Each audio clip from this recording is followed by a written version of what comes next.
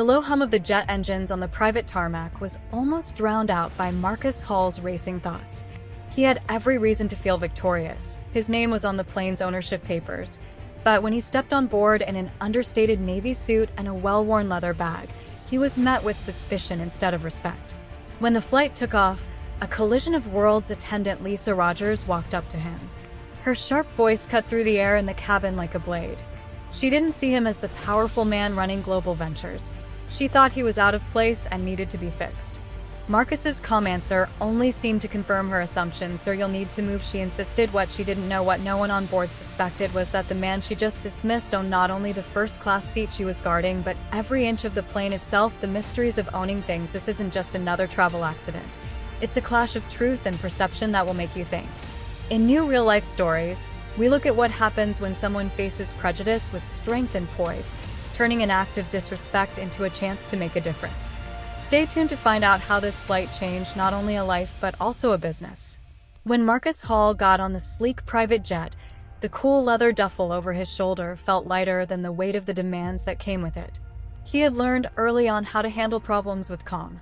The world saw a millionaire, but he knew what people thought about him based on those assumptions, which would come to the fore today in a way that not even he had seen coming. The cabin was spotless, with a level of luxury that whispered of exclusivity. Marcus found his seat and settled in quietly.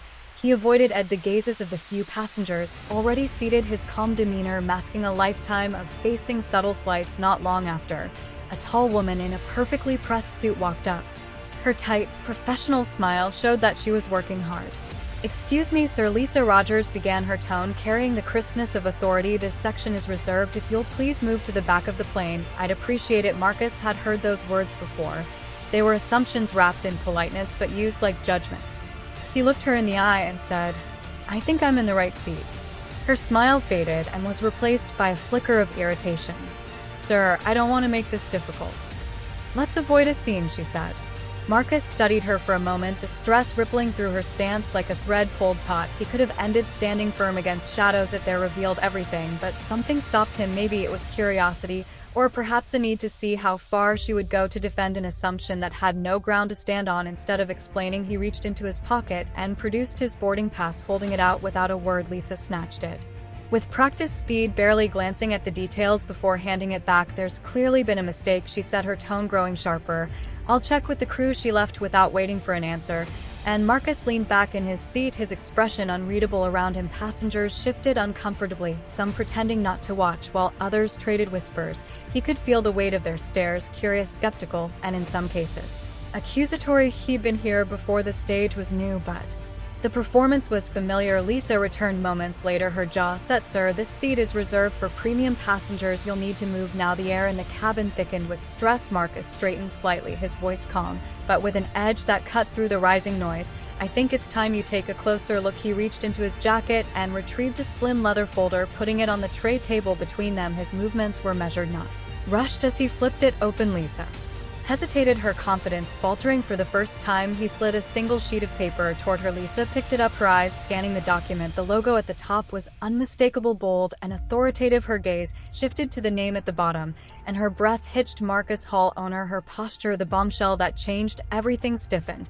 but her face revealed her shock. "Mr. Hall," she stammered the words, struggling to find their way out. I didn't realize." "No, you didn't," Marcus replied, his voice steady, his gaze unyielding. "But you assumed." For a moment, silence consumed the cabin. Passengers leaned forward, straining to hear. Lisa's hands trembled as she handed the doctor back, her professional mask slipping. "I deeply apologize," she said, her voice softer now. "I didn't mean." "I know what you meant," Marcus interrupted, his tone firm but devoid of anger. "And that's the problem." Her lips parted as if to answer, but the arrival of the captain cut her off. He glanced between them, his face a mixture of concern and curiosity. "Is everything all right here?" he asked, his words measured. Marcus, authority meets accountability, handed him another paper from his folder, watching as the captain's brow furrowed in recognition.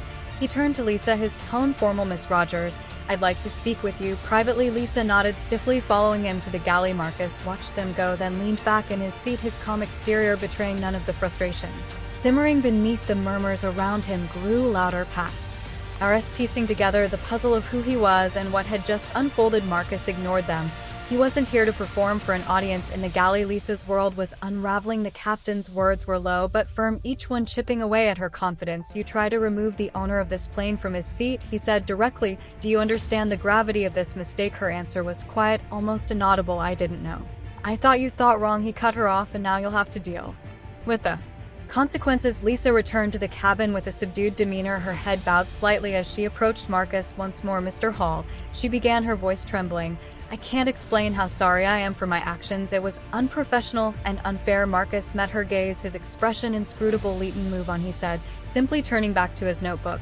But as the plane climbed to cruising altitude, the atmosphere in the cabin remained thick with unease for Marcus. The encounter was another reminder of the battles he'd fought his entire life, battles not against wealth or power but against perception. The assumptions people made about him based solely on appearance had shaped his journey in ways most couldn't understand, from conflict to catalyst. Yet he knew he couldn't let moments like this pass without addressing the deeper problem they represented. When the plane landed, Marcus disembarked quietly, his focus already shifting to the next step.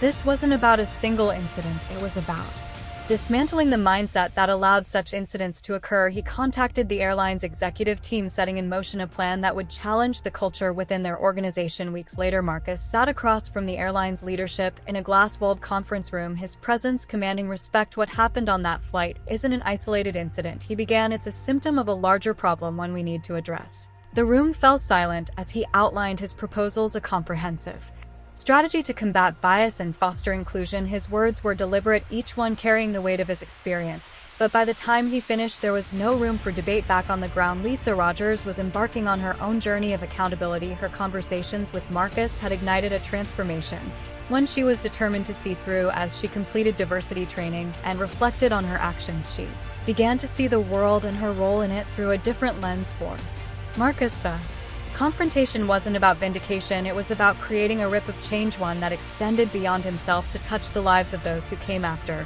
Because in his world, success wasn't just about rising above, it was about lifting others along the way. As Marcus Hall stood by the window of his office, the city lights stretching into the horizon, his thoughts returned to the flight that had changed more than just one day. It wasn't just about a confrontation or a mistaken identity, it was about the assumptions that had silently shaped lives, including his own. Ripples of transformation. Marcus knew his success didn't exempt him from prejudice, but it gave him the tools to challenge it. That's what drove him to act, not just for himself, but for those who couldn't. Across the airline, the ripples of his actions began to take form. Policies were revised, training sessions became more meaningful, and conversations about bias sparked new awareness. Lisa Rogers, once a symbol of the problem, had become part of the solution. Her growth wasn't just a result of consequence, but a testament to the power of reflection and responsibility. For Marcus, the lesson was clear: transformation doesn't come from anger or avoidance, it comes from deliberate action. He had turned a moment of personal offense into an opportunity for collective progress. As he closed his notebook and prepared for another day, Marcus's resolve was steady. The world wasn't perfect, but step by step it could be. A movement begins better. If this story moved you, join us in amplifying real-life lessons that question prejudice and inspire change. Like, share, and help new real-life stories.